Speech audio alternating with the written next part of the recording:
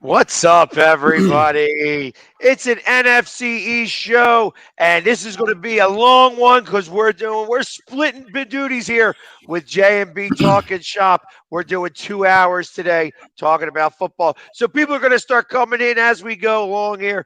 But right now, I got Sneaky G Man and What's going myself on, everybody? and we're on Facebook, YouTube, Twitter, Twitch, Roku TV, all part of the Northeast Streaming Sports Network. It's been a minute.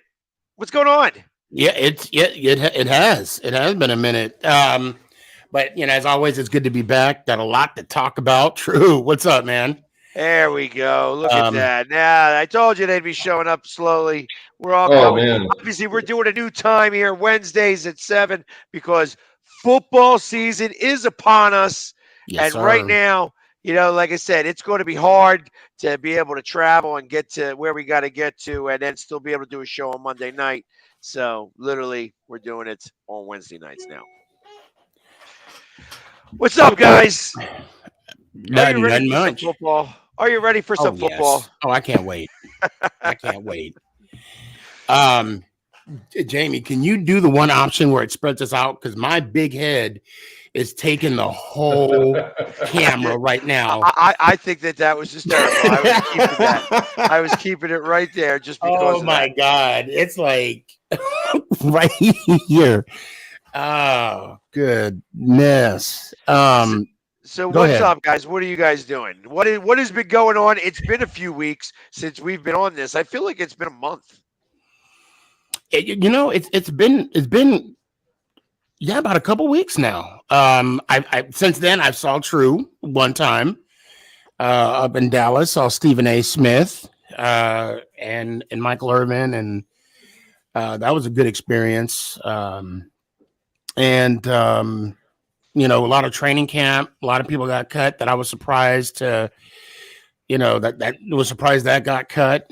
And like you said, we're like, so what, 7 days? Tomorrow will be a week exactly before the Rams play. Who they play again? Is it Buffalo? Buffalo.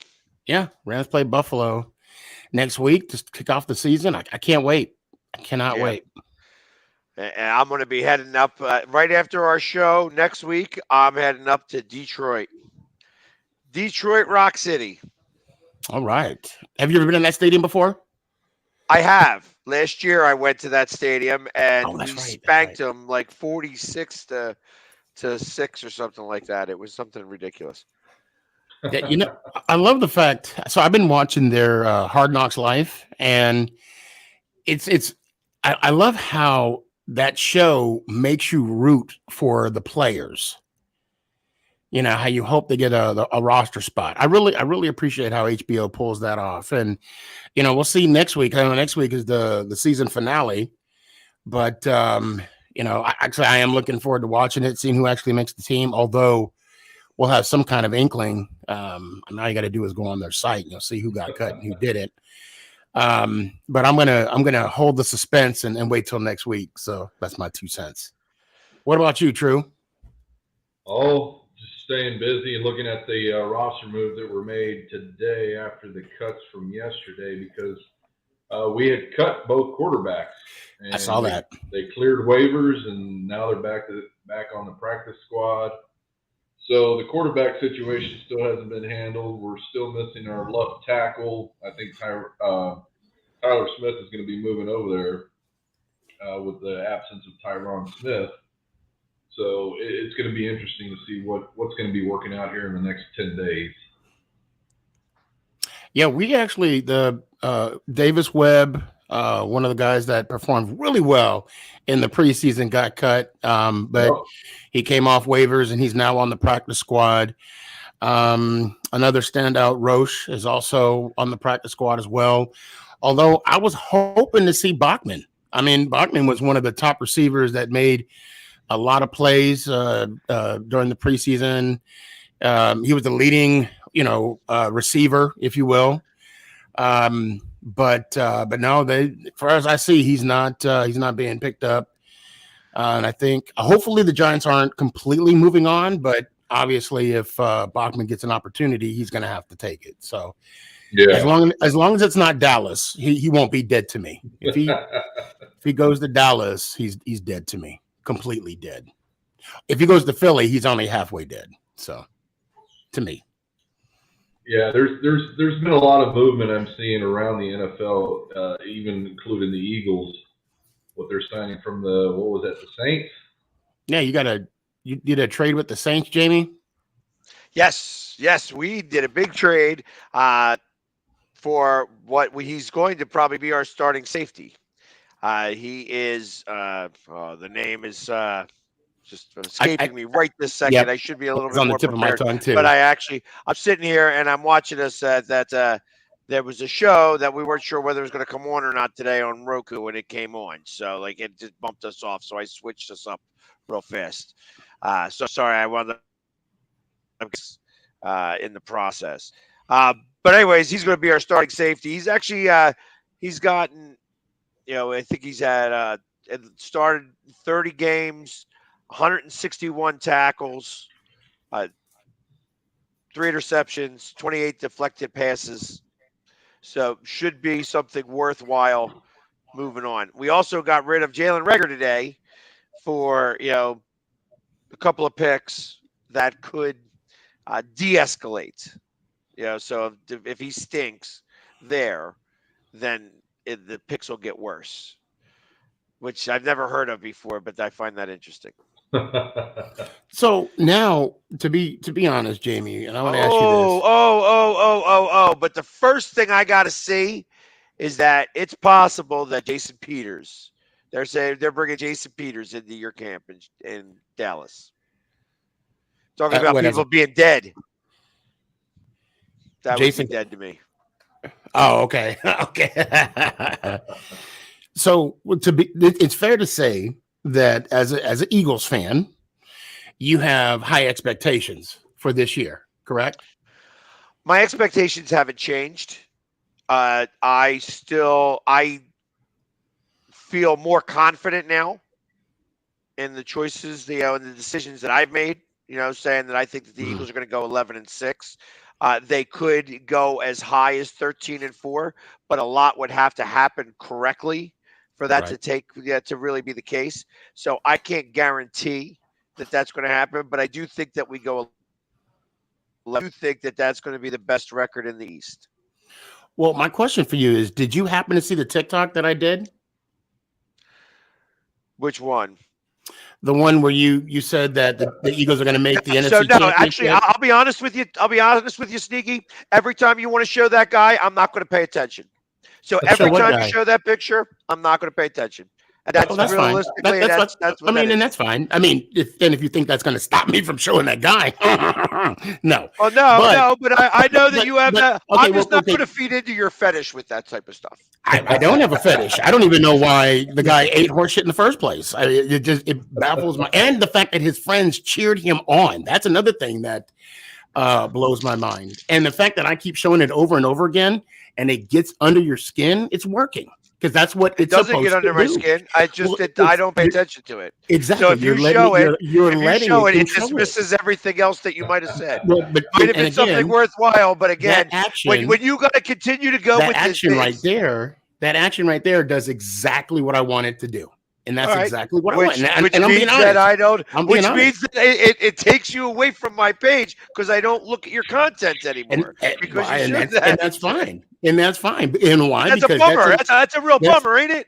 I mean, we're in this to show content, but you keep going back to the same well over and over and over again. Because the well never goes dry. That's why. I keep showing that. So now, because I believe, and the reason why I showed that picture was because you were talking some mess. That's the only reason why I showed that picture. Yeah, and the mess that I was saying is that and ultimately, all I was saying is that we're putting the. And what I said, correct? Yeah, you did on my end. You broke up a little bit. Yeah, you said that you guys were going to the NFC Championship game. So then I proposed a bet, and I also said, don't say the beard because that's not going to happen. Don't do a cop out. Okay, let's bet a hat, and I got the 2 hats right here. If your team makes it to the NFC Championship game, makes it. They don't have to win it because you just said make it. That's all you Yes, I said. don't think. I don't think they will win it. To be honest, I But you mean, did right say, now, right at this second, that's what I think. I think that they could take a pretty big jump in the playoffs, and that they could make the NFC Championship game. and that would be the bet right there. Yeah, but I want odds on that. Then I absolutely want odds. What do you mean you want odds? You said it. I'm I just know what confirming I what you said. said. I It know what I okay? said, but I also understand gambling. And if you want to only give me, it's I get to the NFC Championship game or nothing. Well, then of course I want odds on that because I'm a real gambler. If we're going to gamble, so yes, I would definitely. Not only would I want a whole bunch of other stuff, you know what I mean? Like I said, you'd have to give me odds. I'm not just going to bet a hat. That's it. Come on now. Come on now. That's That's ridiculous. that's That's what like the bet saying, is. uh, well, see, that doesn't make any sense for me to make that bet. Well, so then again, for me, if for you not to take a simple bet of saying of what you said your team making the NFC Championship game, in my mind, I'm thinking you don't believe that your team will make the NFC Championship game No, because you won't take. It's a simple bet. I'm not It's a betting simple. just It's a because I'm simple not betting gentleman's with bet. you. That's all it is. It's But a it's not a simple gentleman's bet. bet. You It you are is. you are saying, okay, I'm going to bet you $10 they don't make it. Okay, it's like saying, Actually, it's 25. The hat's 25. To be fair, all right, so there you go, $25. It's yeah. $25 that they don't make it. Either they make it or they don't. I I mean, would bet the $25. If I was to make a $25 bet right now on any site that the Eagles were going to make the NFC Championship game, I probably win back about 150 to $200. but see, Correct? you're dealing. Correct. Yeah, I Now don't we're know. talking I bets, guess right? so. But see, that's what you're talking. You're talking about Vegas and all that. You're making a bet with a father of three that has two kids in college, and that's paying football. And I've got two things with it. kids. And so I know, Look but at I'm this just house. saying. You think I'm this house just is saying. I do like that piano in the back, by the way. I do like that Yeah, that piano. was a lot of money. It was a lot of money to get Yeah, I that do like thing. that piano. But all I'm saying, like I said, $25 to me, that's like $5,000. That's what $25 is to me in this household. So yes, that's why I'm saying it's a simple See now, if you, yes or no. I don't want to put finances on it. What I want you to do is put on a green hula skirt and do a little hula dance and sing the song and remove the picture from your computers. I like the hat better. Of course you do. I like the hat better. Of course you do. But I stayed away from the beard. You putting on a green hula skirt, like a grass hula skirt, Yeah, but see, the thing is, and it's the hat. having to do the It's Eagles the hat. fight See, song and while the doing thing is, a little. I'm not even going to counter saying this is what I like for you to do because I'm going to stick to my word and say that I don't think you believe your team is going to make it to the NFC Championship game. That's what I'm saying. And that's your opinion. And the You fact, are. well, I mean, I'm That's just the saying. perfect thing about America is that you can believe that. You can believe whatever you like. Well, I mean, in a sense, because you're not taking that back. So true. If you believed your team, I'm gonna throw you. Oh yes, I'm throwing. You can't be quiet forever. True. I'm gonna throw you in this mix. Oh, I'm fine. If you were strongly about your team that you're gonna make a run for the NFC Championship game, you would take a simple bet, a simple gentleman's agreement. Actually, that's one thing I don't do is I don't gamble on my team. I don't bet on my team. Oh, that's right. You're a Cowboys fan. It's been. I wouldn't either if I were you. I wouldn't either. I just don't do that for the simple task is I'm a fan of my team and that's it. I will not gamble. I will not bet. I will not place any lines on them. Well, that's the difference though. Gambling and betting, it's okay. It's the same word, but it's different because we're amongst friends here. We're not like gambling thousands or hundreds or even maybe tens of dollars, right? But it's simple. It's simple. Well, I get it. I'm not one to partake in any of that. So and really all it is like, and what I'm saying is that you can't expect anybody to say, okay, like if you were to say, hey, listen, we'll make the bet at over 10.5 wins. So I get 11 wins or don't get 11 wins, then that in itself is a better bet. You are saying, I mean, there could be a lot of things that happened Agreed. they could get to 2 rounds of the playoffs. It would be a very successful season by crushing it and doing whatever. And some fluke thing happened in that one game, and they don't make it to the NFC Championship game. You know what I mean? And that's very feasible. So can I foresee that? No, I can't foresee that one play. But if I made a bet on that, if I bet $10, my luck likely that I would probably win $125. That's what my thought would be. Well, that's because you have multiple people betting on the same thing or whatnot. Now, again, No, that's it's just me making the bet saying that, hey, right. they got to get to the NFC Championship game. You're talking about getting to the Final Four in football, and I Right. think that they're going to do it. Does that mean if I'm going to gamble on it, I want odds? So it kind of goes along with what I say with my team, like with the Giants. I always say we're going 17-0, right? But I won't bet on that. And I make that known right up front because damn well everybody and their mom be like, you want to make a bet? You want to make a bet? And then of course, if I say no, I get called out on it. So, so now I'll change the subject real quick. I have, if you don't mind, before we do this. Oh, go ahead. I'm going to start this off real quickly.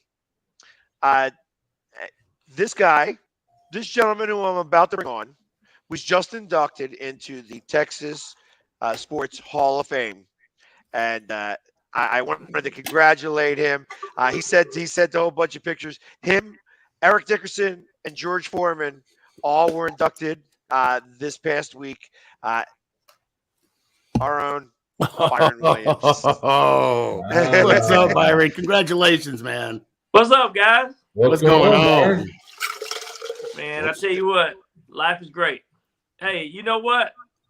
I'm happy because football is getting ready to get kicked off. There you go. Congrats on on getting in there, bud. Yeah. It's basically just hanging out with the right people, like I'm hanging out with you guys. Good things happen. If you could, I guess explain to us like the process of it. I mean, was there any campaigning? I mean, of course they know who you are and what you've accomplished, but I guess what's the process? Well, it was actually 4 years ago. It's the Texas Black Sports Hall of Fame.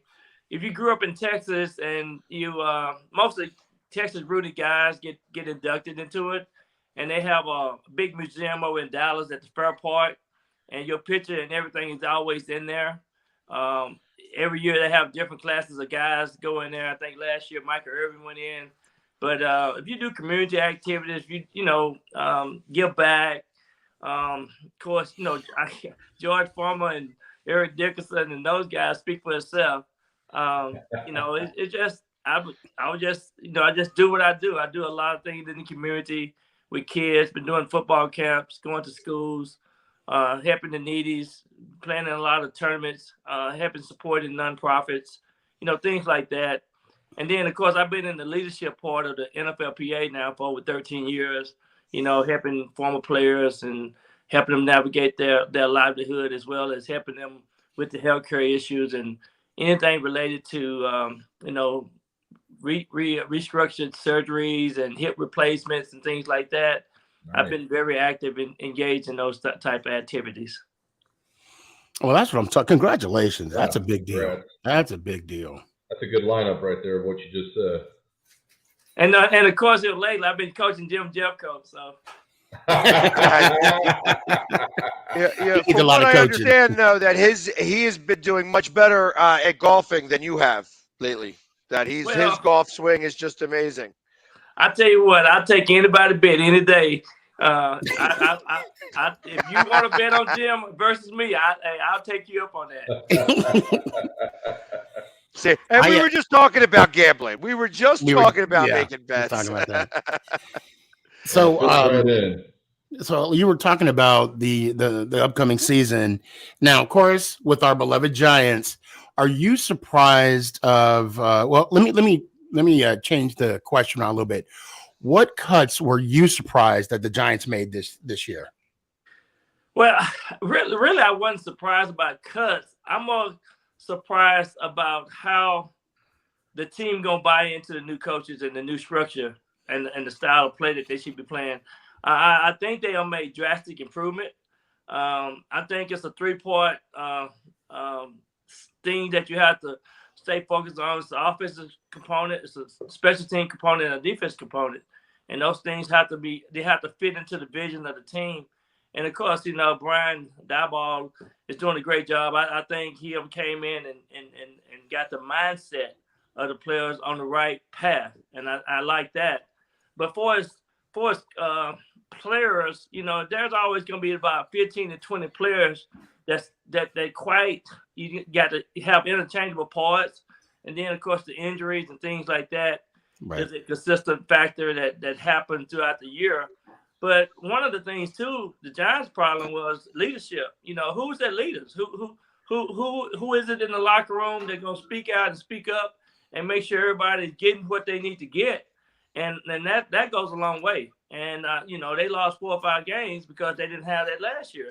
So I just think if they can get some of that type of intangible consistency back into that locker room, then I think they have a better chance. And they was in almost every game last year.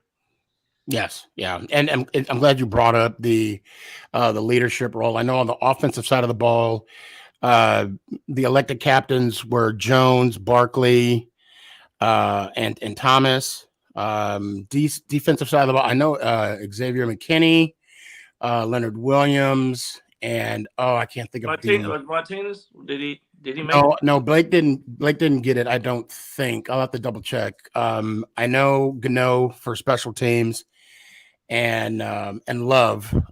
He was the one that got most of the votes. Apparently, what Daboll said got the votes on defense and offense, so they made him a coach or a captain as well. Yeah, I'm buying into this system. I mean, I think right now we have no choice as a Giants fan. We can only come up from here. That's exactly what I was thinking. I'm like, well, you ain't got a choice. We ain't got a choice. We got to come up from here. I do want to say this. I thought it was you could tell that the Jets had to win the game. They did everything in their power to win it. They wanted to win the game. Mm-hmm. And I thought that was, that's what the Jets do. They want to win the game. But I thought the Giants played a much better game than the Jets, and they should have won that last game. But it doesn't matter. Preseason doesn't matter no way. But my point is, you have to have momentum going into the season. And I think that's what the Jets were playing for. They were playing for the momentum going into the season. And that's the only thing that I saw in this last week game. But I thought the Giants played really well. I saw some things that they're doing that going to help them along the way. So that's what I was happy to see. I saw a lot of improvements. But if that was the case, wouldn't Baltimore be like Super Bowl champions every year? Baltimore got a formula, and I think the formula is working for them in preseason. That's what I like about Baltimore.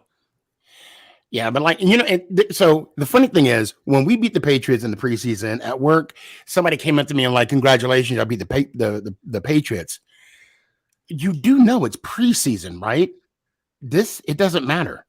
It does even when the Cowboys lost to what was it, the Broncos, right? People come in, you're happy that they lost. That's preseason. But next week, for moving forward, I can't wait. I mean, I understand why you're probably shaking your head. I mean, a win is a win. I get it, but I 100% agree with you. I never pay attention to preseason. Right. I mean, somebody I started to get, the haters always love talking to me. They love talking to me. And I had a whole bunch of people come on and say, about the Dolphins kicking your butt. I'm like, do you think I saw that they care? Do we care? Do I care? Yeah. Even the slightest bit? Like, not even the slightest bit. I'm come not on lie. Now. Yeah, you guys care about winning that game, and that's awesome. I appreciate that. I'm gonna record and watch over and over again Michael Irvin talk about how the Eagles are going to be a dynasty.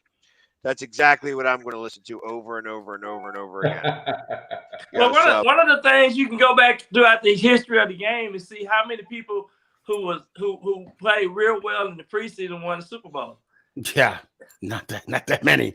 Yeah. That just goes to show you the preseason game is not meant for and it don't gauge anything or predict anything for as the season goes. It doesn't. No, and the one thing I am going to say about the preseason though is you're able to maybe find that diamond in the rough with the player, and that's exactly Victor what Cruz. we You found can find out. that Victor Cruz. Yeah. Yeah, exactly. We just we didn't discover, but he was USFL, but Turpin on kick returns. You see him coming up through the ranks, and he's a Texas kid as well. So that's the one thing I do like watching about preseason is seeing the discoveries that are made between players. That's exactly right. That's a good point. I mean, and that's another thing about the preseason, kind of adding on to what you said, TruBlu, is the only way that you're going to understand situational awareness or game time situational awareness is if you're in the game. Yep. And Byron, I mentioned Hard Knocks with Detroit this year. The fact that, the way HBO puts on that type of show, it makes you root for those players. It makes you root for those guys to make the team. I'm thinking of the quarterback for Detroit. I don't know if anybody has been watching that show. It emphasizes on every down is important. Every down counts. You have an opportunity. You need to make that opportunity. And to root on a player and to see him be successful throughout and still not make the team. That's crazy. I mean, I don't know if he made the team or not. I'm actually alluding to Davis Webb, how he had an outstanding preseason, but he still didn't make the 53-man roster. I mean, and then Alex Bachman. I mean, the man went off. He didn't get as many receptions against the Jets, but just the way he played and the way Davis played and still not make the 53-man roster, it's one of those tough choices that I'm glad I'm not Dable or Joe Shane. Well, Dan Cameron said, this is the hardest part of coaching. Yeah. When you have to make the 53-man roster, when you have to make the changes. But another thing about that, you also find out the true texture of the players that you have on your team. If they're going to be able to fold up under pressure or what. Right. And that was one of the things that he kept saying. He said, this guy will make the team, or this guy is still on that line of not making it. And that's one thing. And another thing, too, that I like about preseason, when guys come out of college, they really see the true meaning of playing in the National Football League. It's a whole different level. The speed of the game and everything else, and the consistency of making sure that you're on the right, you're not messing up on your assignments. Drop balls. Every drop ball is a key factor. Little things like that, That's where you find out really if you really made for football. Yeah, and that's leading more into that.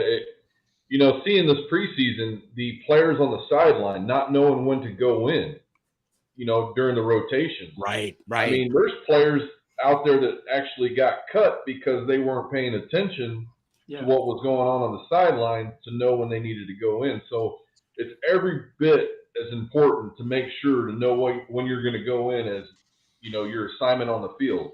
Because if a coach has to look at you twice, I can be wrong, but if he looks at you twice, it's one too many times. I know. I see a time or two where a guy supposed to be out on the punt team, but he didn't get out there. And exactly man, coach shaking his head. They don't let him back out on the field. Guess what? He's gone. He's out. He know he's cut. You got to know your assignments. You got to know what team you're on. You got to know the depth chart if somebody went down. I mean, every little intimate part of the game, you better know. Yeah, and I got to figure. I don't mean to cut you off. I got to figure that is probably the most important thing. That's what you're there to figure out and know. You better know all that stuff, because if you pay attention to those details and don't ever have that problem, they will trust you with bigger details. Yep. And a prime example of that is none other than Terrell Davis from the Broncos, who was on the special teams, who was making those hits during preseason, who got elevated up. And look where he's at today in the Hall of Fame. Hall of Fame. And I coach a kid that played with Cleveland this year. He was the defensive MVP of the USFL. His name is Chris Odom. His dad and I are best friend. We coached him all the way up. And he went into the game, this Cleveland Brown game this last week. In the third play of the game, he tore his ACL. Oh. and he was the defensive player at the USFL, and they put him on injured reserve. But my point is, that's how this game is. It's a small tweak here, small tweak there from being and not being a part of a team, or being injured, having an opportunity. So, I tell guys, you really got to count your blessings if you get an opportunity to play in the National Football League. So Byron, you've been in this process where of course you played with the Giants and you were on the team, and the next day you realized somebody was gone, right? They were cut. Now, have you ever been in a situation where you got close to someone, a teammate that you wanted to help, bring up, show the ropes, and then, next thing you know it, he's gone. And of course, I'm not trying to age you. This is before cell phones and before all that, so for them to say, hey, I didn't make it. Thank you for everything, blah, blah, blah. Have you had those kind of friendships? Absolutely. Absolutely. And was it tough? I know that's a silly question, but I just want to hear your point of view of it. I think it's really tough for the player, because you know what they're going through. You've seen it. You've seen it time and time again. It's a part of the game, and some guys can take it harder than other guys. Right. And so it's a level of maturity. It's also a level of you knowing who you are. But some guys can take it well. Some guys make the transition. Now some guys, it's hard on them. They want to commit suicide. They think that this is all that they have. They've been fighting for this all their life. So it's really tough on a lot of guys. But the 53-man roster is something special, and you got to know every aspect of it. The good thing about this time in frame time is that you got 14 to 15 players on the practice roster. Right. You still can be around on that team. So that means that there's about 70 guys. You start off with 90. That's still about 70 guys can be a part of the team. But it's a revolving door when you're on that practice roster too, because injuries come into effect, and you bring in every week. Teams bring certain players to their organization, and they look at them on a Tuesday. Tuesday is the day off for all the NFL players, but not for the personnel and not for people that's injured. Replace a player or add a player to the roster. That Tuesday is that day that's designated to fill those gaps. And so they have this board of players, a pool of players that they're all constantly looking at, and they're calling you all throughout the week and say, we might want to fly you in Sunday. You'd be surprised what's going on behind the scene, because it's a big business, but the business work, and they've been consistently proven the way they use their pool of players versus injuries, things like that happen during the season. So they got, last year they had a pool of players that I think they stayed in Indianapolis because of the COVID situation, and they kept these players in shape, and they kept them isolated, so they won't get the COVID situation. So they would go into Indianapolis and get these pool of players.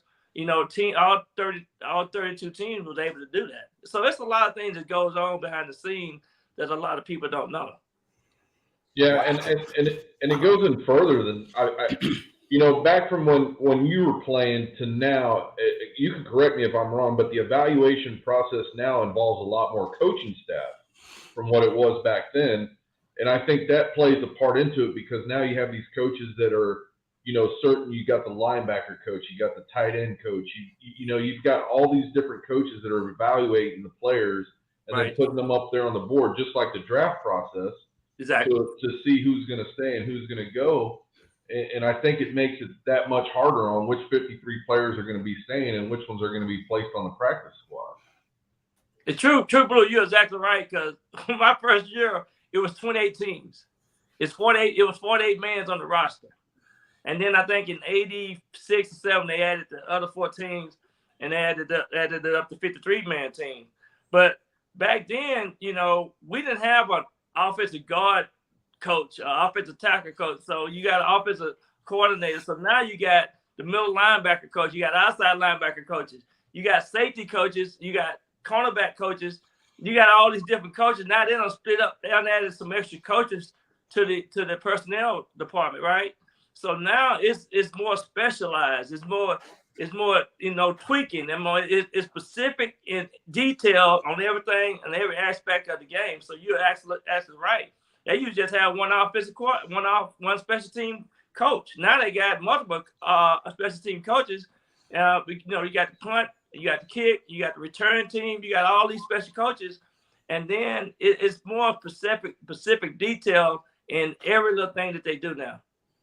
Yeah, and to include on that, besides the coaching staff, is the AI that's being used on the players for, they're placing it on their pads. They're seeing the analytics of their speed, what they're doing, on the route, everything else, and that plays into it as well. And that's why, the kids that I'm seeing in high school and everything else, I'm saying you got to make sure that you're listening to your coaches, regardless of your talent, because talent-wise, you can be a great player or a good player, but knowing what the coach is trying to coach you up to, that's where it leads to. Because you got to be in the right spot at the right time, regardless of the situation, and that's what makes you a better player. And that's why I'm saying AI now, artificial intelligence, is coming into this game so much more, and the coaching staff is starting to use that more. So, you've got, like we're saying, how many coaches? Now you've got the analytics placed in there. It's so much more now, and I think once the younger generation starts realizing that, it's going to come into play a lot more. And hopefully some teams, they start bumping up the roster as well, having more than 53 men on a starting squad. I think they need to have 60 players, 60 people. Yeah. I think it'd be good, and it'd be so much better. But what I love about the game now is it's so driven that quickly they can tell you what's the best play the first half. The analytics and the report is automatically printed out. It's right there at your fingertip. Yep. So I'm glad you brought. So let me ask you something, Byron. Have you ever been to one of the Frisco Fighters, the indoor football game? I hadn't been up to that, but I heard a lot. My daughter lives in Frisco, so I go up there quite a bit. But I heard it's exciting. So it's an awesome experience. I definitely advise you to be. You'll see me. I'll be up front, right? But now, the reason why I bring this up at this level, at the level of arena football, they have. Of course, you see the tablets that are in the NFL and everything. They have that same type of technology for those players right there. And every game, I always go up to one of the defensive coordinators. He's already downloading and forwarding the information that they got from that game to the other coaching staff. And then he's also receiving information from the team that they're going to be watching film with the following week. With the information that's so instant nowadays, right? I can't even imagine. I remember when I coached high school football, I had to drive an hour to go swap tapes. Right. You don't do that now. Mm-mm. It's instant. It is instant, and it's crazy. It's crazy. And I'm a part of a group right now. We got an armband that you can download the whole playbook. We can get the play out there in less than 2 seconds, and you ain't even got to get in the huddle. So I'm excited about technology and the way this game gonna change, and gonna change the concept. So we're gonna probably get up to 100 plays a game with technology and the improvement of technology. That's crazy. So fun question. Do you remember your favorite play and what was it? Good question. When the QB called it in. Hey, my favorite play go probably be PorkRine 53 semi X go. That means I'm going. Just going. Go. I want it deep. I love deep routes. I average almost 20 yards to catch in my little stats I got in the NFL. But I used to love deep balls, man. I used to love deep balls. There you go. I'm gonna put you on the spot this one time. I normally don't like doing this, but I gotta do it. When I overthrow a wide receiver, okay, or when I have a receiver doing a dig, I play quarterback, right? And I'm still a quarterback. Once quarterback, always quarterback. I want to right now cut you off and say a dig is a 16-yard in cut, everybody. Yes, yeah. Thank you. You're going across the middle. See, this is quarterback wide receiver talk right here. Okay. Or even a post out. A post out is where you go out and you hit the flags, right? Yeah. So post corner. So if I overthrow you, okay, I always say, my bad. I got you. I owe you one. Right. Right. And if a receiver drops one, what do you say? My bad. I got to get the next one. Yep. And I owe you one too. Right. Right. Did Phil Simms ever say my bad? He hardly ever said my bad.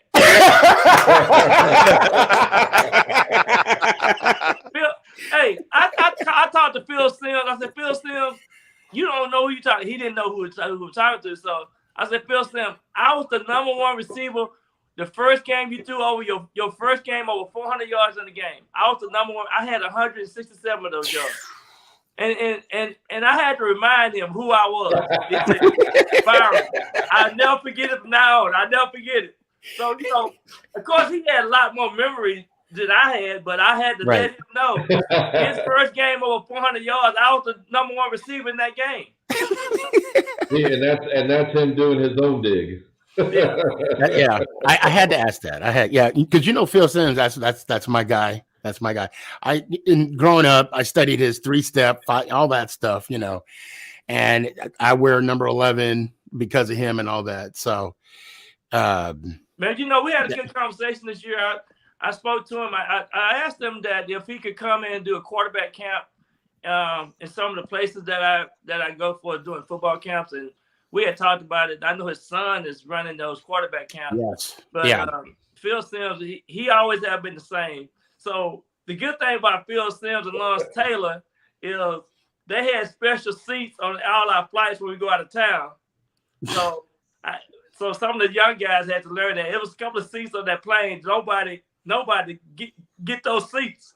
Because right. Phil Simms and Lawrence Taylor had to be across from each other. They be playing poker and all that type of stuff. But it's fun when a rookie be on our team and they don't know, they don't know the gist of everything that's going on.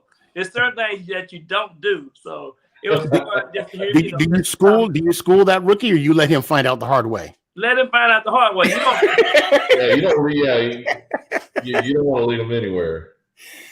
You just look at him and shake your head. You be like, bro, you just don't know. A second, because I want to bring on the other half of the J&B Talking Shop here. 2-time Super Bowl champion, Jim Jeffcoat.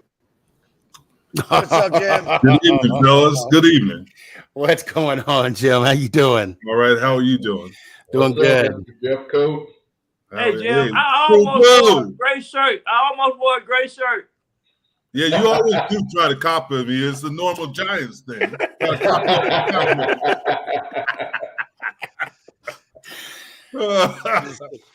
So welcome, Jim. Welcome, Jim, over there. I had this whole big thing for Byron. I only get to say that you just won 2 Super Bowls. Yeah, so that was a long time ago. But I was touting your golf game. Hey, I'm not where Byron's at right now, but I want them to bet on you. I want them to bet on you. Byron's trying to take our money already. He's like, hey, yeah, Jim is better than us. Yeah, he's better than me. Yeah, go right ahead. Yeah. He's got me right now, but not for long. Not for long. So, I'll just stay back in the driving lane. All I know is I'd rather be a guy that run across the middle, not a guy that's on the bottom of the pile. Well, listen, it doesn't matter. Jack isn't here to ask those. But you just answered my question. You'd rather not be on the bottom of a pile. I said that. Run across the middle, shoot. All you get is a broken jaw, but that'll heal. You might not have kids at the bottom of a pile. Didn't that happen to you, Byron? Didn't that happen to you? I think. No, he's got kids. So, Jim, yes, I got to ask you a quick question. I asked Byron this earlier today, earlier in the show. So, with the cuts being made, the 53-man roster, and I do know that the Cowboys made some moves today. Are you surprised by any cuts that were made by a certain player that outshined himself? Because it's all about posturing yourself for the season. Like, I mean, you're going to have a long snapper and a kicker, right? Right. So they're just posturing. They need to put Tyron Smith and James Washington on injured reserve in a couple of days, so they could have the possibility of coming back. And there's other moves they have to make because they got 3 guys that are going to play in the first game. That are the Goodwin kid. He's going to play. He's a special teams guy. Mayer and the long snapper. They're going to be on the first game. They're just posturing and making moves. Every team is doing it, and right. Except Philly because they're the greatest team since. They're going to win the Super Bowl this year. So then hold on. Let me ask you then, since you want to go bring it up like that, one of your coworkers come right out and said that the Eagles are on the precipice of a dynasty. Oh my God. I don't even think Michael Irvin can spell precipice. Well, I know I can't. I'm ad-libbing. There will not be dynasties in this day and time. Because one of the things I can say, I respect Michael Irvin's opinion because he was a wide receiver. That's obvious. So how do you guys feel? I mean, he's got brain damage just like you for running over the middle, right? Both of you guys, I mean, you guys are Cowboys fans. He even said that it was sacrilege that he's saying it. It is. It really is. But you have to be honest. The Eagles are going to be very upset because they do have the best talent in the NFC East right now. But one thing I can say, I've been looking at the practices, and for us, based off the NFC East practices and some of the things that they do, the Eagles are they in best position right now to win the NFC East. Yeah, because they have the best offensive line. Yeah, no question. And the receivers and defensive line. Yeah, they're good, but the offensive line. But it's going to boil down to coaching. Yeah, and I think that's where the issue is going to be at. That's true. Hold on. So you think that the issue is going to be our coaching in comparison to Dallas's coach? Yes. Well, I'm glad. I hope that they never fire him. I hope they never fire him. I'm glad you brought that up. I want him to be the coach for all time. I'm glad you brought that up. So the best coach in the NFC East is in New York. Thank you. Yeah, Dallas goes to New York, and McCartney will be in New York. So no, he won't. No. And I'm glad you brought that up, Philly. So let me ask you guys this, or actually True and Jim Jeffcoat. The issue last year with the Dallas Cowboys was penalties. Yes. The issue right now during the preseason is still penalties. Yeah. Now, at what point? Now, I know McCarthy is the head coach, and I know the buck stops there. But at what point do we put the onus on the players? Like, how much of accountability can penalties be put on the coach? But you say these things, but they still won the NFC East with all these penalties. Because the NFC East was weak last year. Let's be now real. It's weak. Let's be real. Oh, and we're going to be improved this year. Yeah, I mean, we Yeah, the coaching. But you're right on that. If they will not go farther in the playoffs unless they correct some of those penalties. You're exactly correct. And Jerry Jones did put that team on notice. Yeah. He did put them on notice. So if McCarthy does not win at least one playoff game, I think we're going to see some changes. Well, I think this will be in year 3. I think, there's going to be a lot of decisions made based upon this year on the coaching staff. But going to the penalties, yes, the players do have to take accountability, but it's the coaching that must be beaten into them to say, hey, guys, either you're going to play football or you're going to have penalties and you're going to be off this team. And I think that's ultimately what it's going to come down to. Now, most of our penalties are offensive-wise. I understand we had a couple of holding on the secondary, a couple of personal fouls for late hits or hitting the QB. But most of our penalties are coming on the offensive side, and that's what the new lineup of offensive line. So coaching is going to have to be beaten into these guys just a little bit more. But the players have to be correct. Like everybody's saying, they have to be accountable. Yep. You have to be able to regulate yourself or take care of yourself and know that these situations are going to get you in trouble. Yep. If you're getting penalties, and you can't have that. Now, because Smith was Tyler Smith, the rookie, he was a left tackle, and he had issues with holding. Yep. And it's not going to fly in the NFL. Nope. They're going to get him. And let me and a stat that is a crazy stat, that Zach Martin has been to more Pro Bowls than he has had offensive holding. Exactly. 7. He had 7 Pro Bowls, penalties. 6 holding penalties in the past years. Yeah, and I agree with you on some of it. True is that I think some of the coaching, I don't know how good the offensive line coach is, and that's an issue. Yep. Yeah, I really don't know, and how much he demands it. So let me ask that question, because that's the question that I immediately think about is that.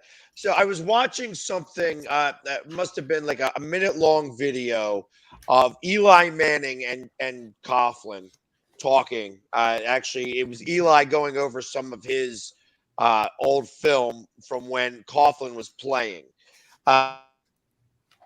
Talking about how penalties were like bad and stuff like that, and how Coughlin was like yelling and screaming about how legal procedure is what lost them the game, that penalty lost them the game. And what do coaches do to be able to stop the penalties from happening? Obviously, last year, whatever McCarthy was doing didn't work. Yes, true. They had penalties all the time. So what are they going to do as coaches? What do coaches do to be able to try to hit the nail home that you can't be doing the same things over and over and over again and thinking they're not going to get called? That's why you pay those referees to come to practice. I'm serious. That's why you pay them. Yep. And we had referees in the practice, and people made them call those penalties. They called it probably harder than they did in the game. Plus, what you can do is you can see how coach, and that's where I say coaching comes in, is you can see how referees call games. Some referees call more games, more holding or offsides or any kind of penalties than other crews. And you got to know your crew. Bill Parcells was great at that. He would tell you, okay, he would go in there on Monday and said, this is how this crew calls a game. We cannot have this. And it could be holding, it could be defensive pass interference, it could be various things. And that's the thing you have to do. Jimmy Johnson was a man. He'd come in there and say, hey, this certain referee, he calls this a little different than other referees. And that's the thing you got to do. A good coach is going to tell you what you're going to be able to get involved, what you're going to be, what kind of crew you're going to be dealing with. So I have two things. Why the Cowboys had those 14 and 15 penalties that one game, because they specifically had that crew that called pass interference a lot. They had one crew that called pass interference 10, 12 times a game. That's exactly right. So I have two things. So I understand like a holding call and offsides and false starts. I get that, because that's a human element, right? But when you have and also personal fouls and late hits, okay, those are obvious penalties. But when you have penalties that are subjective, like say a pass interference, because a pass interference looks different than on one ref than it does the other. So what you're telling me is that coaches have scouting reports not only on the team but also the referees of that week. Crew with the referee, with the crew. Yep. Because you got to know which each umpire or referee is calling with his position on the field and what he likes to call. Yep. So you got to know that as a player, so you understand I can only get away with certain things. Some games, I'd line up all sides because I knew that he wasn't going to call it anyway. So, so that means you got 8. Let me ask this. That means you got 8 sacks too many. But I got him. It's too late now. It's in the books. The crew. No, but for real, how often do you see the same crew? It depends, because they pick crews, especially specifically for the playoffs. You might see them a couple times in 18 games. You might see them 2 or 3 times, maybe 4 a year. But then what they do, though, they eliminate the bad crews is when the playoffs come. because every crew is rated after every game. Exactly. So when the playoff come, only the best crews get to continue to work in the National Football League. No question. But during the season, though, every crew works, and some of them are not as up to par as others. Yeah, exactly. And not only that, I've seen the NFL disband crews as well. And last year was an example. Yep. Some guys get banned for life. Some guys get banned. Yeah. Hey, where's the Washington guy? Did he leave already? Nah, No. he couldn't make it. Oh, he had man. I know. He saw two Cowboy fans. Byron was a Cowboy fan too. I don't know why I'm down here on this commando banner. I'll tell you what. I might should have went on put on a yellow shirt. Now, there's one thing I may not know Byron, but I know Byron is not a Cowboys fan. I know that for a fact. Grew up. Ask him. Did you grow up a Cowboys fan? I grew up in Texas. Did you grow up being a Giants fan, Jim? Did you grow up being a Giants fan? See, what happened was, go ahead. Yes, I did. When the Cowboys started paying my bills, I became a Cowboy fan. For real though, when I went to the combine, I was on the plane with Tom Landry. He told Gil Brandt to give me my first NFL football was from Tom Landry and Gil Brandt. So I just admire those gentlemen. So yeah, I was a Cowboy fan, but I'm not a Cowboy fan now. But I admire the Cowboys for what they had early on, and they poured into me, and I was excited about it. Wait till I get that picture of you when you were a kid and that cowboy helmet on. I still got that. No, I didn't. Hey, Jim. I still got my football that Tom Landry gave me, so I'm gonna let you see that. I'm gonna take you need to take a picture with that. And your little helmet, your little helmet with the single bar and everything. Yeah, I had the single bar, but you know what, Jim? I can outrun everybody on that field. I was a little fast guy. I'll tell you that. So I asked Byron this question earlier because we were talking about the preseason and making the team and whatnot. With you, Jim, have you ever mentored a player or befriended a player that eventually got cut? Yeah, I did. Everybody does. And I know this may seem like a silly question, but I want your input on it. I mean, what kind of feeling is that, knowing that situation happened where you did what you could, but then maybe because you saw something in that player, but he still didn't make the roster. What feeling did that give you? It's disappointing because you build relationships with guys that you play with, guys that you're involved with. You have the same likes and dislikes, and when they're not there, you hope they get picked up by someone else. You hope they have the opportunity to play in the NFL. And a lot of them had that opportunity, but some didn't. And that was the end of the road. But that's reality. No longer. It might be 1 year, but it also might be 15. Right. Sometimes you don't have any control over that, and that hurts. That hurts. And I'm gonna now. This is a question for both you guys, and I know True and Philly can relate, and this is what I can relate to. So when I, in the workforce, I work, the typical 9 to 5, and there are some people in that office where I'm like, dang, you're still here? Like, I'm surprised you're still here. I mean, have you guys ever had that moment where you see a player and you're like, you made it? Yeah. You? Not him, but you made the roster? I mean, of course, don't give any names unless you want to. Speak upon that if you don't mind. Well, when I saw LT at the Giants, I always say, "Do you still hear LT?"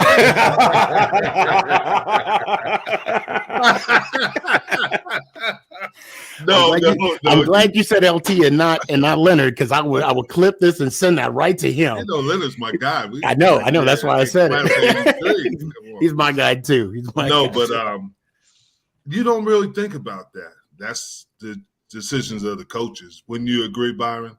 Yeah, I agree with that. When you see the 53-man roster and everybody walking in the locker room, you just say, wow, man, I'm glad that you made it. You try to rally around the troops. and you just have to be positive about everything. Now your task is to win and try to make it to the Super Bowl.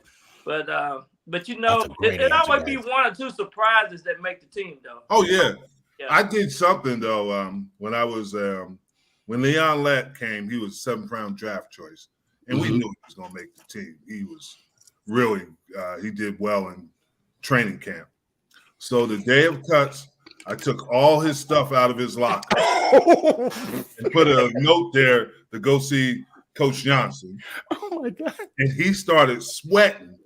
And he said, "What should I do, Jim?" I said, "Man, you go see Coach Johnson." So when he went to see him, I put all the stuff back at it, and he did everything. And you wrong for that. Sat down, he said he went in there. I had a note to say you'd come see you. He said, "What are you talking about?" I said, "Well, I'm getting cut, ain't I?" He said, "No, you made the team." He went back to his locker. He was in there. Oh, that's great. That's awesome. Oh, That's you're wrong for that. That was good right there, Jim. Huh? I said that was good.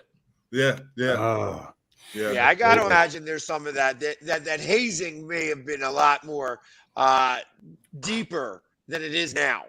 Interesting.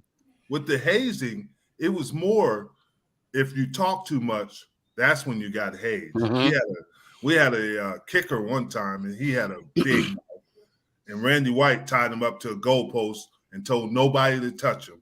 So he was out there for hours. Nobody was going to mess with him because Randy White said, "Don't mess with him." Don't mess with him. He tied him. him up to the goalpost. Oh. That's and this was in training camp. Funny thing do go on in that locker room. Oh my goodness! So when we have rookie nights, now that's a good night. Oh yeah. Nights, we bring eggs and everything. We light them up.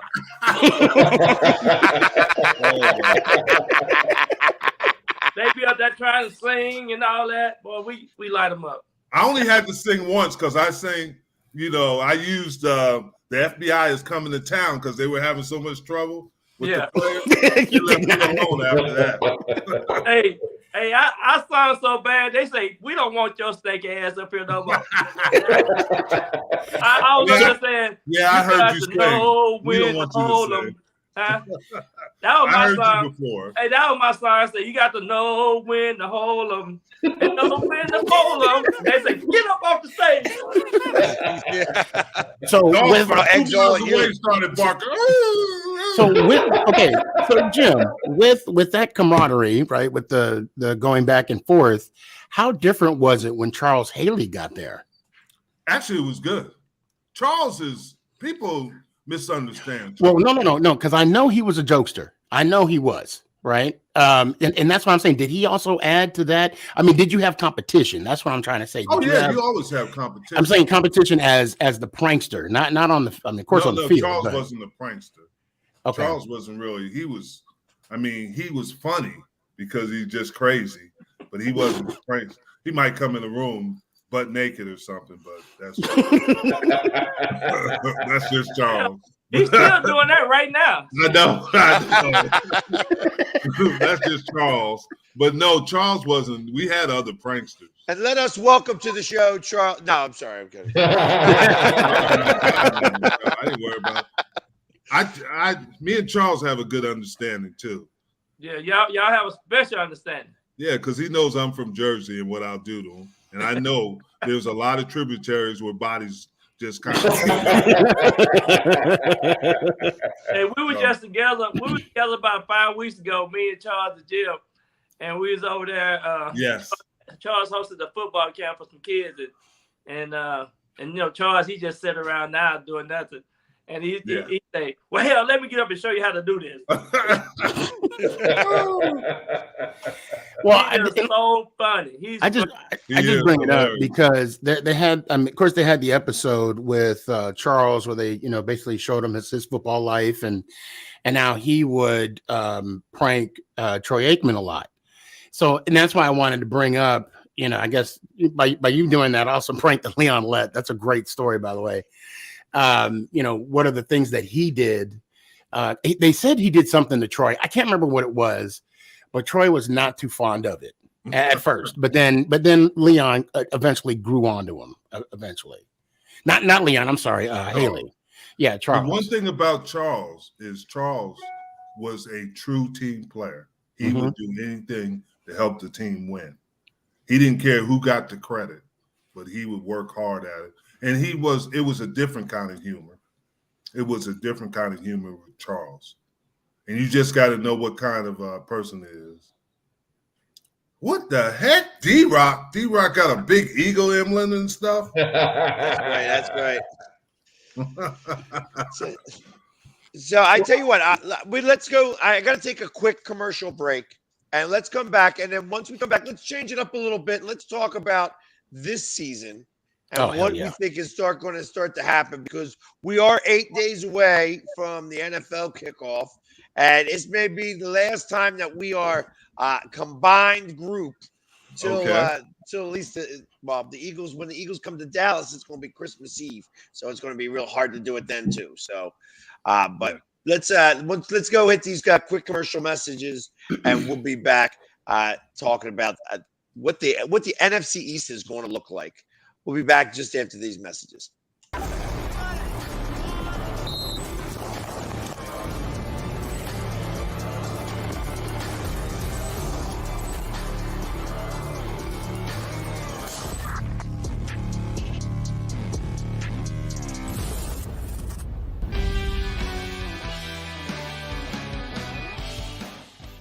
Welcome to the Everyday GSD podcast. Today's special guest. Welcome to the Military Duty Podcast. A true everyday. The man of the job is the man of anything. Success is based on participation. So I participate daily. Yeah. For those who don't know, it's Cold War era. Anybody wants to hear anything I have to say, but you and I have a lot of great conversations. Everyday GSD is more than just a podcast. It's a movement. It's a way of life. The show's guests come from all walks of life and all have the same everyday get shit done mentality in common. Many are former military special operators who are now everyday GSDing in their civilian life. Others are civilians who get shit done on a daily basis. Veteran, prior military, the goal is to motivate and inspire through like-minded guests sharing epic life stories. Ultimately, what we want the audience to realize is every day is an opportunity to get up and get shit done. My name is Darren Bebo, and I everyday GSD. This is Jonica, and I everyday GSD. My name is Mike Rebell, and I everyday GSD. This is Jeffrey Barnett, and I everyday GSD. This is Wojo, and I everyday GSD. This is Jake, and I everyday GSD. My name is Hannah Gaber, and I everyday GSD. This is Rachel, and I everyday GSD. My name's Keith Dixon, and I everyday GSD. My name's Kyle McCord, and I everyday GSD.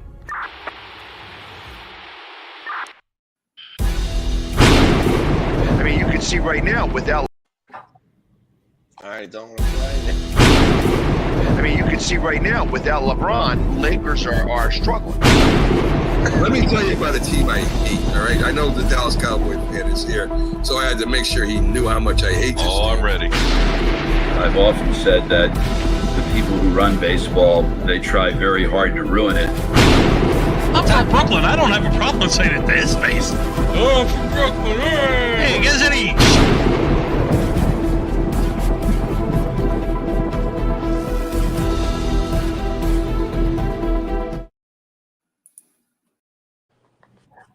All right, and we are back.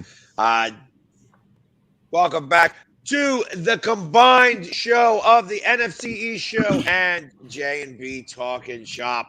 And we got everybody minus the Washington guy, but we already know exactly where they stand in Washington. Yeah, that everything's falling apart there. The stadium, houses, all that stuff is happening today. And all he says is, I hate the Cowboys.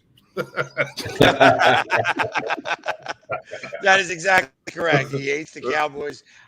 But obviously, when I think about what's going to happen with the NFC East this year, I actually do not feel that Washington is going to do very well at all. I think that they have way too much drama that surrounds them. I think that the coach is, had the coach not how do I put this? Had he not gotten cancer, a couple of years ago, they don't think they would win the division. Mm-hmm. And that's as ridiculous as that sounds. I think that they were able to play for him a little bit stronger then. So that's not something you can fake, and that's like an emotional thing. I don't believe that they're going to be very good at all. Well, what makes you think that? I mean, is it because Wentz is going to be there? The defense is lacking. Poor offensive line. I think it's a personal thing with Wentz, myself personally, but I do agree with him. Washington has got some issues, and it's just that now Brian Robinson unfortunately got shot, and they say shout out. I'm glad he's doing good though. Young is not going to be ready for a couple of games. Right. Yeah. So they have some issues there. They have not said anything about. I watched them against the Ravens, and we know the Ravens haven't lost a preseason game in 23 games. But they did preseason champs. Yep. Yeah, but they didn't look good. They didn't. They looked like they were in disarray. They might end up winning it, but I'd be shocked. They got a lot of issues at this point. And it doesn't seem like they have any leaders. Right. Anybody can take them, and that's the thing that I noticed about Washington. You must have heard me talking about leaders tonight. Huh? You must have heard me talking about leaders. No, I don't listen to you, but whatever. The one thing I'll say that's a positive light on Washington is when, and I don't know if you guys have experienced this, Jim or Byron. Wentz was in an interview, and that interviewer he went in. He went all in. He said, people are saying that you're not doing good in preseason or training camp. You're not doing what you want to do. He was asking cringy questions. And even though, in my opinion, I think the reporter the reporter did his job because he asked the tough questions. And then Wentz did his job. He was very professional. He answered every question. He didn't get upset. He stayed composed. To his credit, I think if I'm going to give any props to the Commanders, it would be that interview and how Wentz handled that as a true professional. Yeah. Has that ever happened to you guys? I mean, has a reporter asked you some questions that you're like, I'm going to knock you? You do it. Everybody does that. They're trying to find that piece to write about. Mm-hmm. The best was Skip Bayless when he was in Dallas. He would try to push buttons on you, and he'd make up stuff. And he still does. I don't agree with Skip. The thing in New York was you could say something and then you read it. It's not nothing that is close to what you said. Exactly. In their own word. That's the bad thing about it. But with Carson Wentz, I want to say about Carson Wentz, I'm thinking that he's gonna say the right thing. But when you go on the football field and perform, I think that's what football is all about. You can say one thing and do one thing, but it's all about being consistently, doing it the right way. You're right. Actions speak louder. Yeah. Actions speak louder. You're right. And that's right. That's kind of what I feel. I feel like that he's not, that he hears it all. He hears it all, and that's the problem. He can't get around it and get away from it, and now he lives it. Yeah. Yeah. But here's another issue with him. He's going to have tough times. How is he going to react? Is he going to react like he did in Philadelphia? And is he going to react like he did in Indianapolis? Or is he going to truly change? That's the question you have to ask about Wentz. Because there's going to be some games that he has quite a few interceptions. We all know that. How is he going to react to it? And let's not forget, I mean, it was a 2-game collapse when he was with the Colts. Yeah. And he was the head coach was his guy. That was his coach that he had with when they won the Super Bowl. And he got there, and I guess that marriage didn't work out. I mean, after 1 year, and then that's where he's in the situation now. I'm rooting for the guy. I don't want anybody to fail. No question. Unless you're the Dallas Cowboys, but I'm rooting for him, But you know what? I'm gonna say this. It's another thing too that was there, part of the coach problem, and that's Jim Irsay. And he's been along and sometimes he can come in and mess up the room and the atmosphere in that whole environment. So I'm pretty sure Jim Irsay was part of the problem as well. That's always a possibility. I always thought he was more of a standoff owner. Well, I never thought he was hands-on. No, he's hands-on. He's pretty hands-on. I think if you're an owner, that's what I'm beginning to realize, that if you're an owner of a football team, you're hands-on. You own the football team. Well, I mean, okay, I'm sorry. A huge investment. Yeah, when I mean hands off, I mean like Robert Kraft like type hands off. I don't know how much involved he gets. You don't really know how they got his hands on him. The masseuses have their hands on him. Shoot. Jim, allegedly. Hey, and did you guys hear? I broke that story. I broke that story wide open. If you remember me talking about that, I don't know, Byron, if you were there or you heard me talk about it, but that and not with the whole thing. How that I think that is drama. That is absolute drama that happened between two owners, between Miami and New England. Mm-hmm. That's I have to go back into it again, but the owner of Miami set up. I think he set up Kraft. Absolutely believe that. Let me tell you, Allegedly, things to happen for there to be a sting right at the time, in the middle of the day, right at that time when what you call just happens to go into that establishment. Has got to get coordinated to have that all happen all that once, because because they got the information from a burner phone, so right. Can you imagine I don't even know the Dolphins owner's name. Ross. Okay, Ross telling Kraft be like, man, I got this kink in my back. Ross will be like, hey, I got the perfect place. 1 o'clock. Go see New Lane, and you can. Robert Kraft is over there getting He is en route. Special. If you saw the timeline, if you saw the timeline and you saw how everything occurred, it makes a lot of sense that it was gamesmanship, and this is an embarrassment. Yeah. That they are actually, this is billionaire gamesmanship. You might be. You know what? And I'm telling you, it took a minute. When you start to see the timeline, I'd have to go get my book and I'd have to explain to you the timeline. But when you start to see the timeline, I found this out because I did a podcast with the Dolphins fans, and we started talking back and forth about it. And then I'm saying, I kind of think that this was because it got spawned by the fact that they were talking about the possibility of Brady going to the Raiders. Mm-hmm. Yeah. Heard about that. Yeah. With Gronk. And that whole deal was set up. And I'm like, that deal was not set up. They were drinking together. They, and just it's what's his name is Dana White is a Raiders fan. So obviously it was like, okay, they're talking, they're drinking. It's Gronk, Brady, and Dana White all in the same room. And he's like, man, you should go to the Raiders, man. They're the best team, blah, blah, blah. And then Gronk is like, yeah, I'm game for it. Let's go. And then they call Gruden because, again, he's Dana White. He's a Raiders fan. He's probably got Gruden's number on speed dial. And he calls him up. They bull about it for a little while. And then, it comes out that, that Gruden finally is like, all right, I got to go. See you later. And hangs up the phone.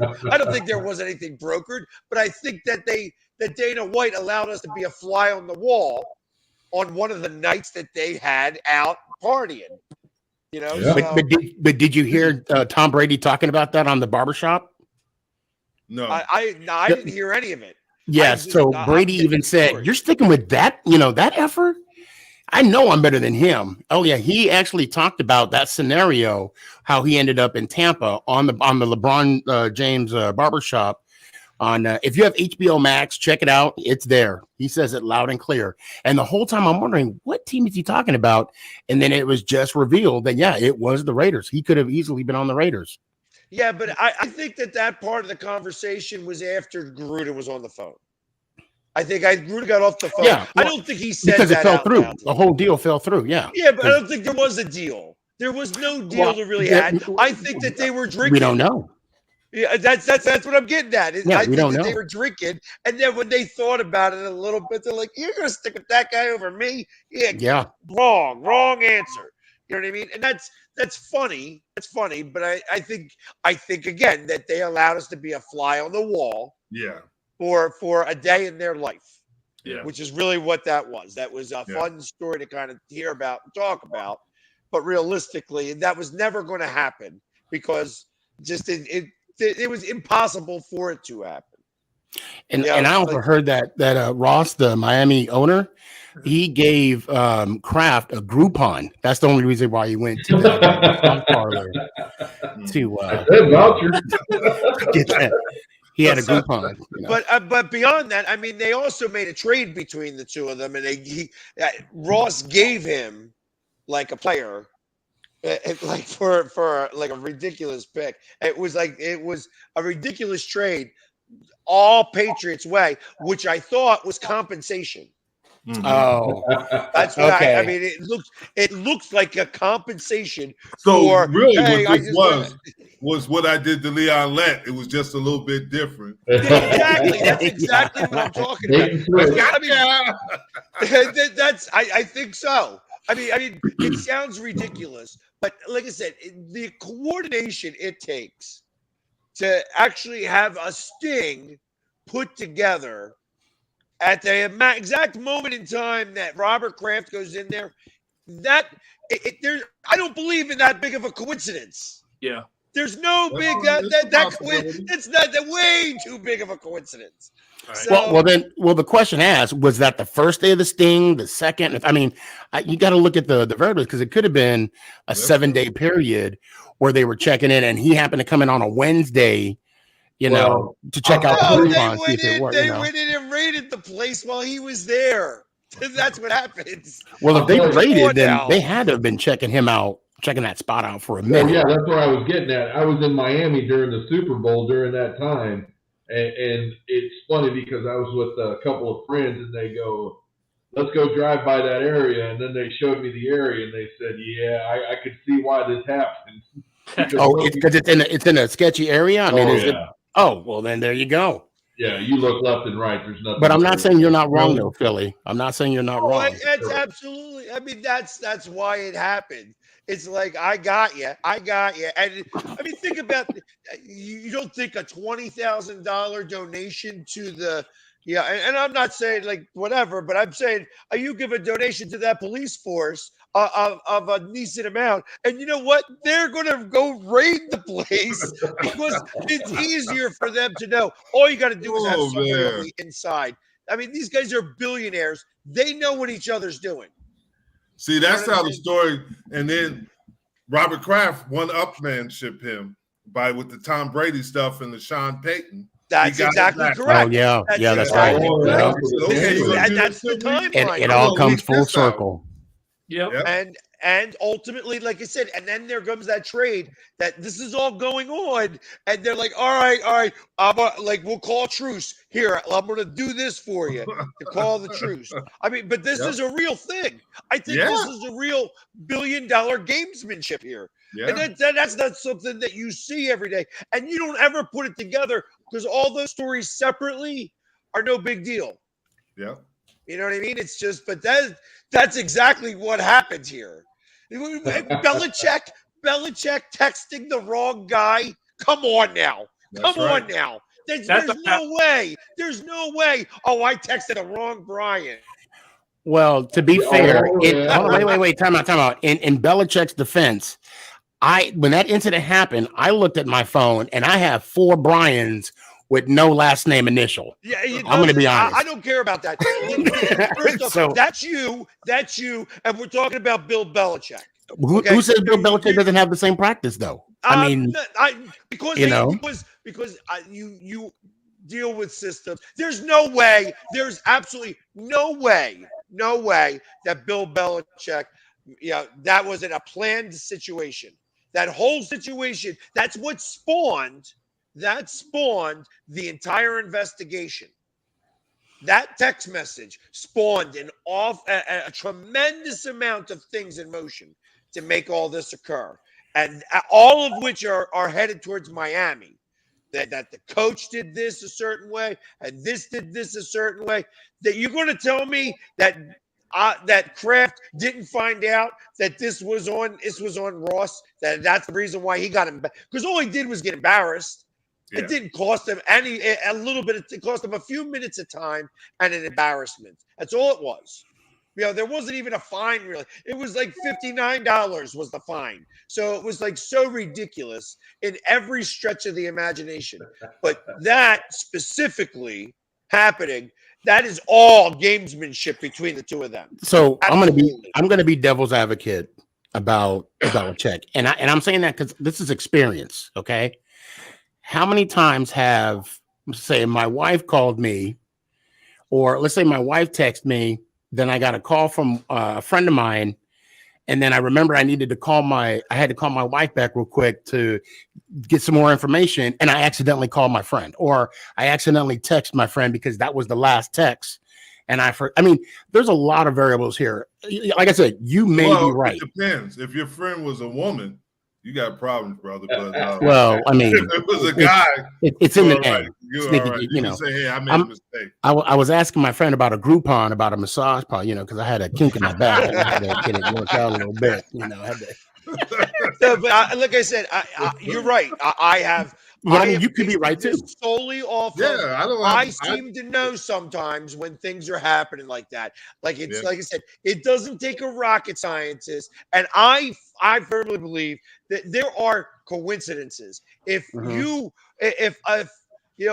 plane was to come and fall into my house, and it just so happens that it's a plane that somebody that I know is on, that's a coincidence. Yeah. Right. But you're telling me, that a whole raid occurs at a massage parlor right at the moment in time where there's a billionaire in the room. Are you kidding me? You said it right. In the hood, in a massage parlor. No way.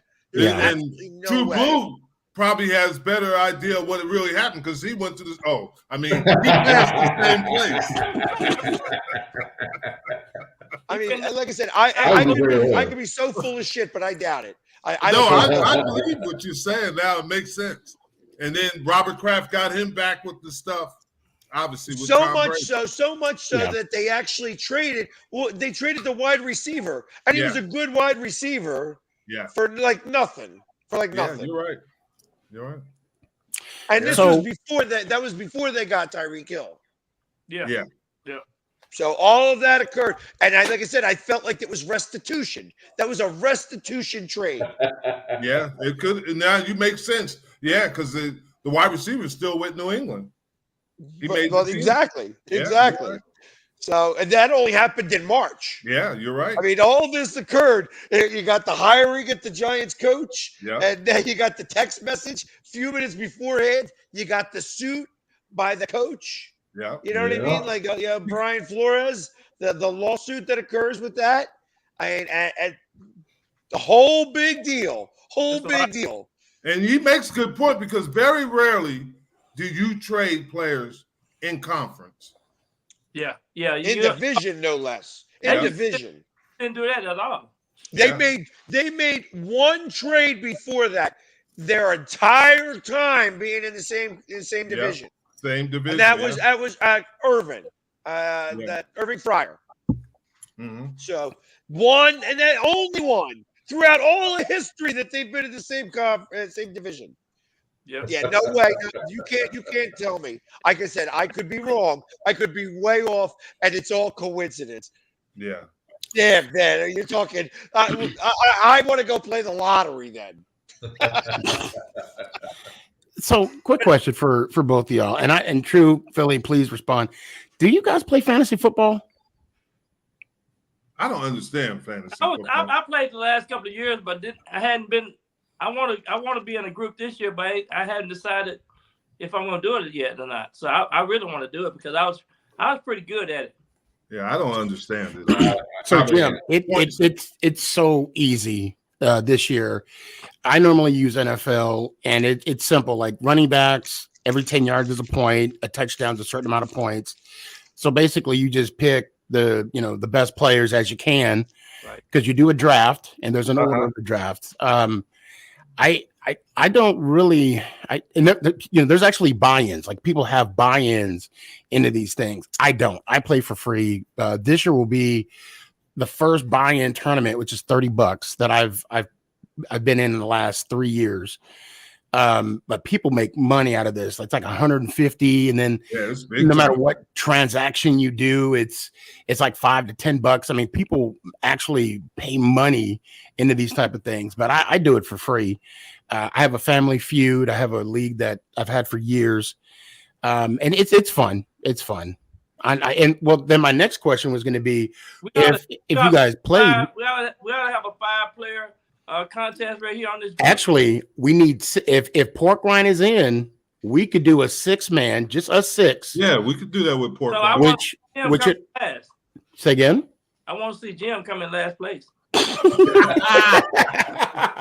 There you go. Should we do it next week? Hey, we could do it all next week. We could do another combined show. Hey, it's we would have to do the draft Wednesday because Thursday. Because you can wish in one hand, pee in the other one, and see which one gets full.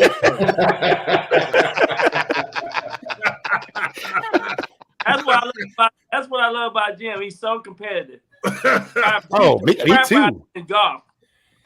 Now, you know what? I've been taking those lessons because I am competitive. I'm not right. So I would love. It would be a dream to go golfing with you two fellas.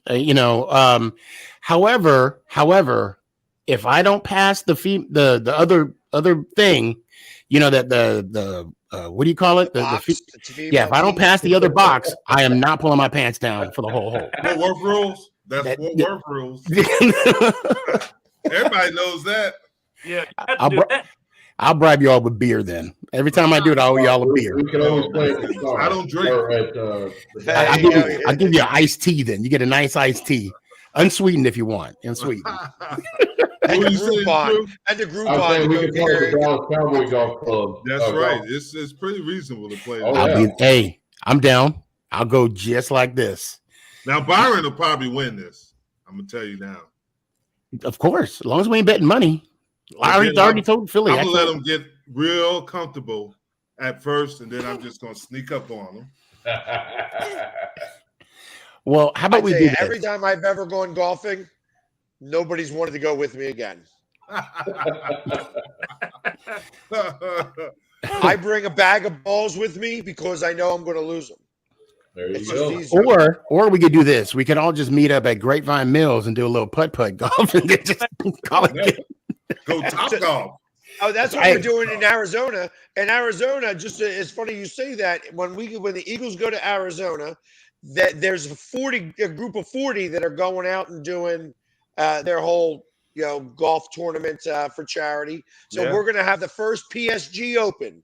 There you go. We're going to go putt. That's good. Putt for charity. There you go. So that's a real thing. You're that's absolutely correct. That's what I'm talking about. My short game is good, and a putt. Let me ask you this question. We talk about the NFC East. Obviously, we all have feelings about our teams in the NFC East.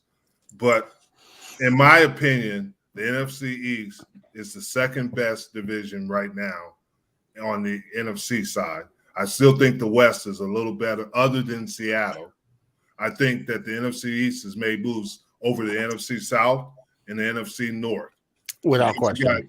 They only have one team in the NFC North, Green Bay. The other teams are battling. And in the NFC South, everybody's talking. Tampa Bay they got some issues. Yeah. Yeah. They got some issues. So the West has 3 teams that can threaten you. I'm seeing Seattle, like you said, problematic, but now I'm seeing San Francisco problematic. And you still, with the quarterback play that's going on there, the Rams, what kind of issues are they going to be on the defensive side? Mm-hmm. And what's ever going to happen with Aaron Donald with the situation that happened in Cincinnati? Is there going to be any nothing? Zero. Hey, with Aaron. So we talked about that on Sunday. Yeah, you're going to have a PR campaign against that going, but I mean, but I just don't see the Rams being as strong as they were last year.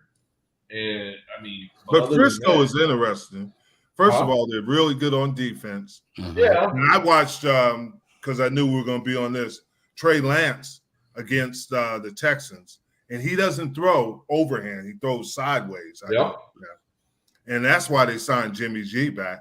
Yep. Because they do have enough talent. Got to get over those players. Yeah. You know, and that I'm glad you brought that up, because when I saw the restructure of Jimmy G's contract, immediately I thought, you're basically telling Lance that you don't have faith in him. Well, it's not only that. To me, have you seen him throw? So I did see Lance throw, but it was warm-ups against the Dallas Cowboys last year in the playoff game that you guys lost. Yeah. I saw him warming up, and I thought he threw a good ball. Again, that was just warming up. Yeah. Okay. But at the same time, if you're saying you're moving on to your future quarterback, but you still got the ex-girlfriend in the back seat, how far are you moving on? And I understand the situation the 49ers were in. They couldn't trade him. They couldn't get the value that they wanted because he was injured and he had surgery. Now because he has no tag.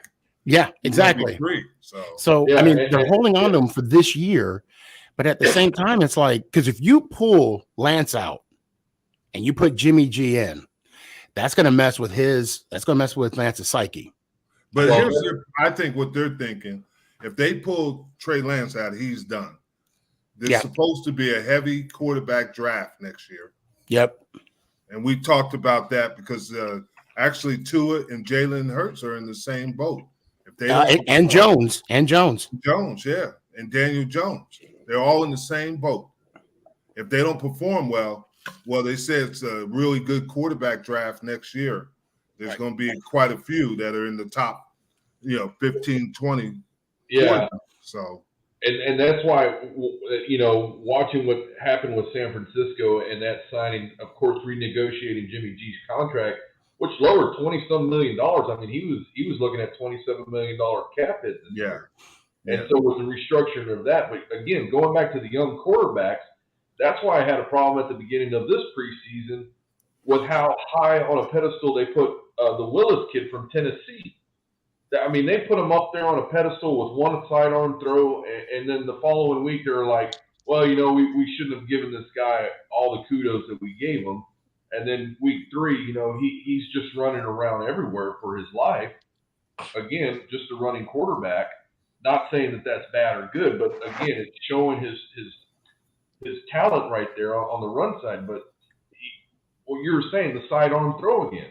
So now you got 2 quarterbacks that were drafted, and they're throwing the sidearm, but you got these senior guys behind them. I mean, this is all quarterback driven, but what are we going to be doing with these kids?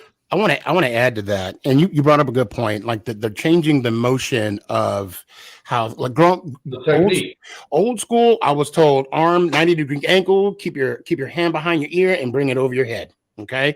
I was told that. Nowadays I'm seeing, and being a former quarterback that I am, I'm still watching a lot of these new coaches coming out, and they're showing everyone how to throw the football similar to Mahomes, like similar to that style of throwing, where they are bringing the arm down a little more, keeping the body more compact and more 65 degrees. Right. And then, like I said, and mainly keeping the body more compact, keeping the what do you call it? The follow through short and sweet and quick release, and more so. I said Mahomes, but also more like Aaron Rodgers as well.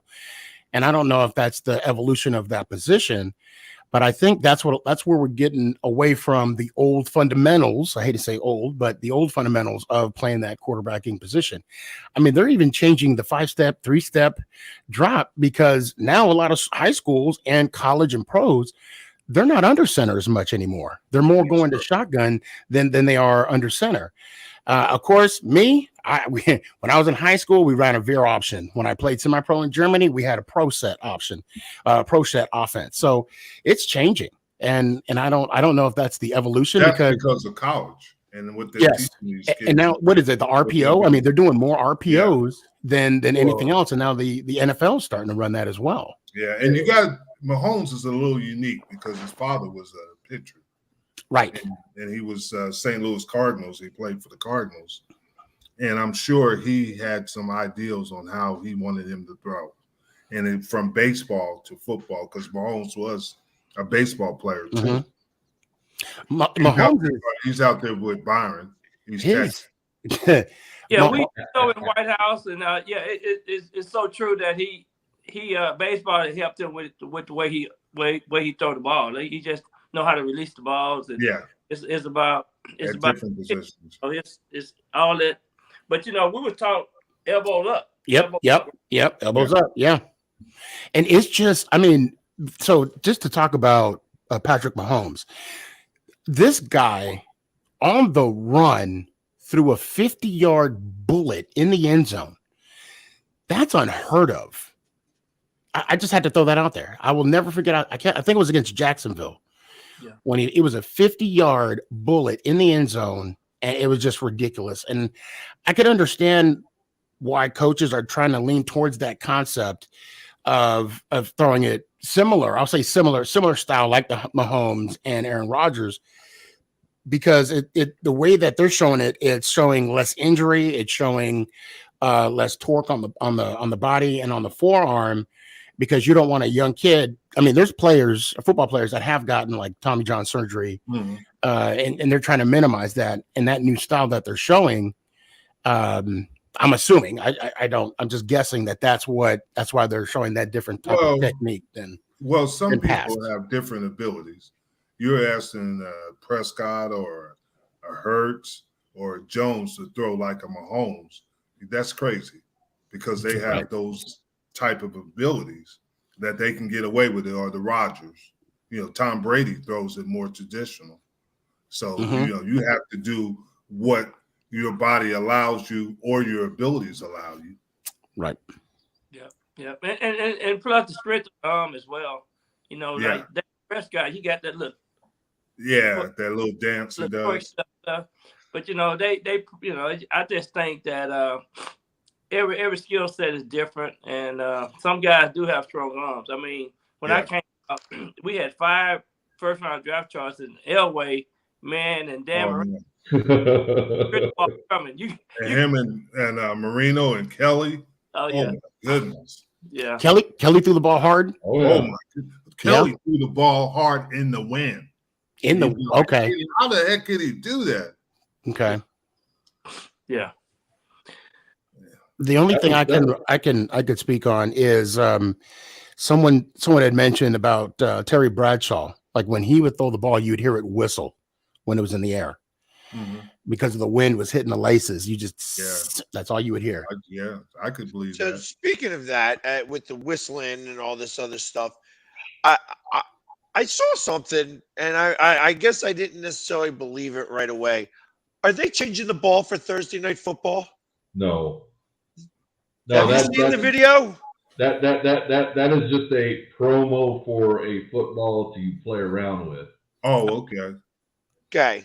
That Amazon's making, that long football that Herbert was throwing around, and that's just okay. I wanted to make sure that was the case. I'm like, they're going to change a football for Thursday night. No. It's just a fun idea they had. You got to stay consistent with football. Yeah, but they changed everything else, so who knows? Yeah, it was just a fun idea that Wilson and Amazon came up with for a ball for just fun activities. They made it longer, thinner, just so they can throw. Oh, that's crazy.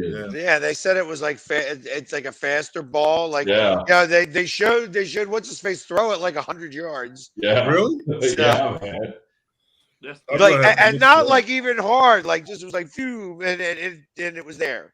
Yeah, it's just really thin, and it's like a interesting and elongate. It's elongated. Yes. So it's more like the loaf of bread. Yes.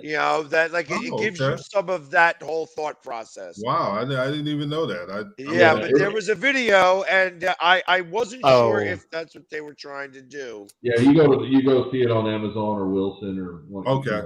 You'll start laughing because I'm seeing it now and it looks hilarious. Yeah, I'm looking at it right now. Can you share it to the screen? Oh no, I'm not. I'm looking at it on my iPad. Yeah, it's just pretty hilarious. It's nothing. It's just a fun joke. Well, it's not a joke. it's a serious thing. I think they're going to put it out there, but it's for fun. They can't mess up. They practice with football like this they can't mess the game up. I tell you what. They would have to start it in the offseason. You're right. Yeah. But hopefully they don't do that. Yeah, no. It's just a fun idea that they're having to sell footballs with Wilson. So speaking of the changes, how do you guys feel about I mean, it's been now a couple years where now only the top seed gets that 1 week bye in the playoffs and the addition to the 17th game. Now, hold on. And I'm going to be real.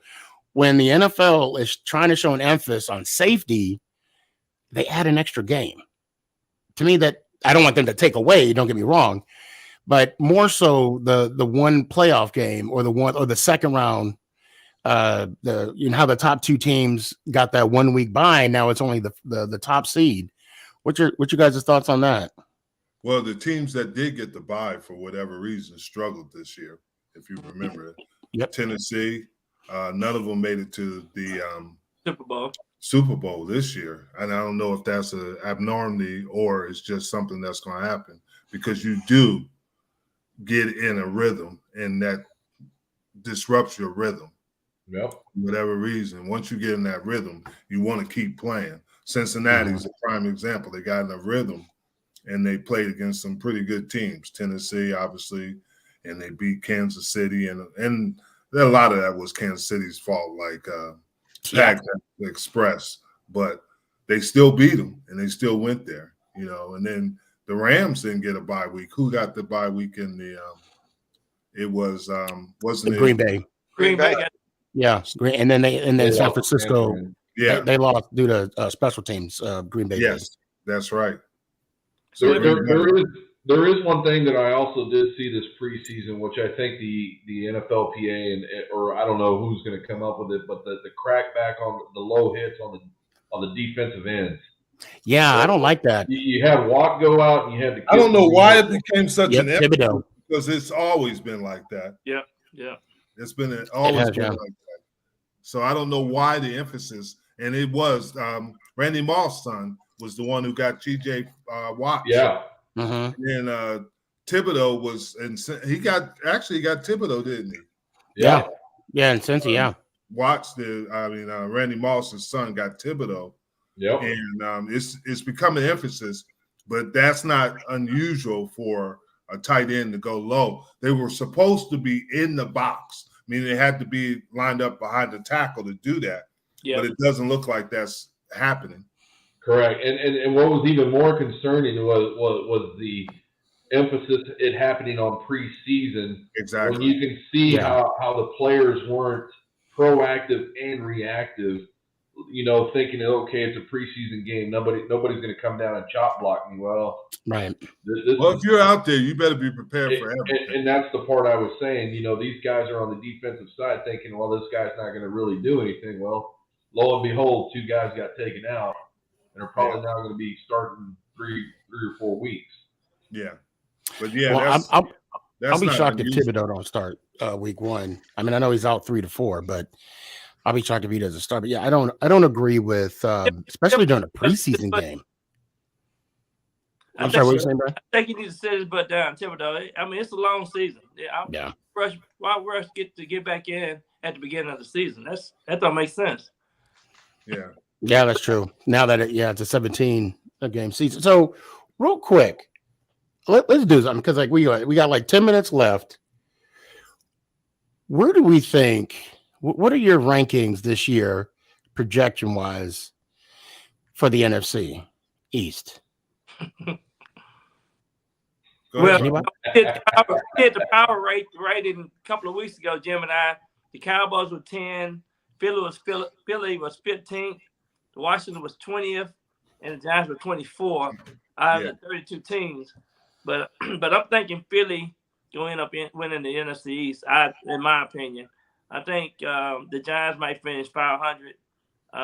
Cowboys might be a wild card team, and of course Washington gonna be the last place team. I hate the Cowboys. I was doing that for PorkRine, but it's going to be an interesting season because, like I said, I think the NFC East has gotten better. I think Philly has made some really good moves. But I think the issue that this is the second year of this group as the coaches, and I think people are going to understand them more from in conference. I mean, that's what I really do believe. I think Philly will get off. I looked at their schedule. They should be really good at the beginning.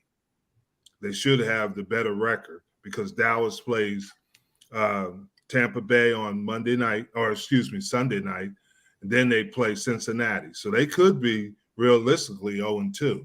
Then they go to New York. Then they play New York Monday night. Yeah. New York on Monday night. I'll be there. Yeah. So that's the thing is Philly should start off hot, but can they sustain it? And that's the question you have to ask because Philly's first 8 games are easier than Dallas's. But if they both stay injury free, I'm still going to go with the Cowboys. I think in the long run, they're going to go, but they're going to. But I think Philly has improved. I think Philly has, like I said, they have quality in the lines.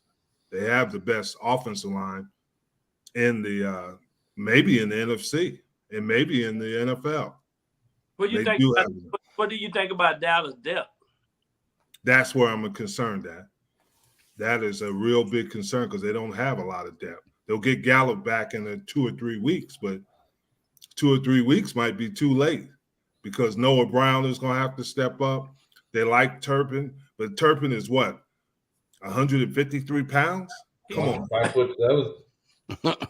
Huh? He's a special teams guy. Yeah. And then, do they have enough? Jerry was saying today they're going to run the ball much more. But do they have enough to run the ball? Do they have enough talent on that offensive line? That's the question I ask you because they're not very big. They're not very big offensive line-wise.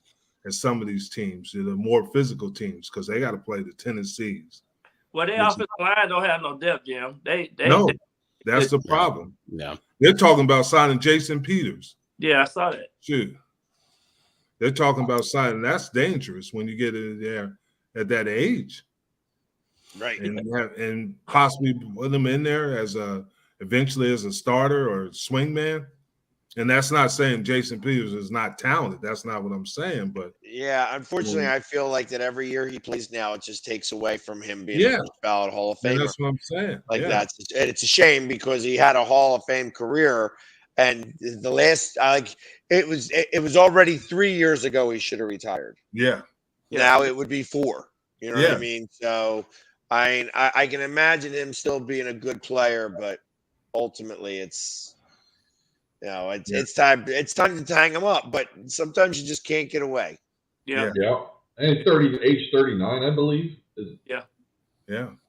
So hey Jim, he grew up 20 miles from my high school. Oh, he did? Queen City, Texas. He's from East Texas. So I thought he was from Arkansas. No, he grew up in Queen City, Texas. Oh, okay. Right by Texarkana. Oh, okay. I didn't know that. So he Peters, Jason Peters. Yeah. He had a brother who played in the NFL too. I didn't know that. But he's a Texas guy. He was supposed to come to the football camp last year. His big butt didn't show up. Oh, okay. Did y'all beat him real bad and he just was still mad about high school stuff? Yeah. And I think this is probably a good question. I don't know. I'm not going to say to end all this, but in the time that you guys were in the NFL, were you guys ever like when you guys were doing the contract negotiation? Did they ever have to put in a clause for you to have mandatory 4 hours study time? No. Okay. No. That's Byron's guy. He'll answer that question. Nicky G, you ought to be ashamed of yourself. Well, and I want to. So he went on. I saw the press conference, and yes, I'm talking about Kyler Murray, and I think that whole thing got blown out of proportion. But when he I don't. Well, no. I'm sorry. I mean, the whole scenario of him, being leaked about the contract. But real quick, when he went and he mentioned his accolades about him being undefeated in high school. I'm happy for him. About him playing in college. Good for you. You won the Heisman. You did what you did. I mean, to be fair, when you're in the NFL, when you're at that level, you're playing against everybody's an All-American. Everybody's an All-Conference. So what you did in the past, it's kind of like, oh, good for you. I mean, but now what he does in the future counts more, right? That's true. So was it worth bringing up his past accomplishments? All he had to do is Aaron Donalds would have told him to shut up and sit down. He would have shut up. He's so afraid of Aaron Donald. He saw him coming out of the locker room and fell down. Well, Tim, that's what you were talking about earlier about, these guys are in the NFL. Everybody is good who's in the NFL. That's why you're here. Yeah, and that's the thing. I think he hurt himself when he did that, but let alone let the rest of the team know that he wasn't up to par on studying film. Yeah. So and again, it goes to what I said before: let your actions speak on the field. Yeah. Don't talk about it in my press conference. Be about it on the field. Be about it. Exactly. It's one thing too. I saw a press conference this week. Tom Heidi, whatever. When he signed with New England, he said he was going to be the first one in the film room at the quarterback room. We went in at 5:00. Who was there? Tom Brady said, "Who are you?" Tom Brady already. Yep. Some of these guys need to show and study some of the things that some guys have done, and I think that's the point. You never can be bigger than the game, and so that's true. So these guys you never know everything. To be great, you got to do great things. Yep. They say Peyton Manning would be there opening the meeting room. Yeah. That's how early he got there. Right. And I guarantee some people just don't want to be home. That's kind of what it comes down to. I mean, they got something to do, obviously, but that's really where it all comes down to. It's just a matter of work ethic. It's just whatever ethic you want to go by. Especially at the quarterback position. It's not always the most gifted. It's the one that's going to put in the work. It worked. Right. Yeah. And Parcells was one of the first coaches to start going in early in the morning. He was one of the first coaches, and the results speak for itself. There you go. Well, on that note, we're down to the last minute of time here. So I would say join us next week where we will do our first ever combined fantasy football draft. We're going to teach Jim how to do this so that he's going to wind up in last place. And we'll figure out all the rules. Hopefully, PorkRine will be able to show up, and we'll get everything all worked out. We'll have 6. I can put the league together. Okay. There we go. All right. So he's going to put the league all together, and we'll be able to do this. The first ever 6-man fantasy football for the Northeast Streaming Sports shows. Hey, I'm going to send Jim his notes, so don't worry about Jim. I'll take care of it. Hey, Jim, you want to get a kicker, the first round pick. You want to get a kicker. Kicker, the first one? Okay. Yeah, the kickers, All right. And on that note, thank you for everybody for joining us. Thank you, everybody. And everybody have a great night. And as always, go Birds. Let's go.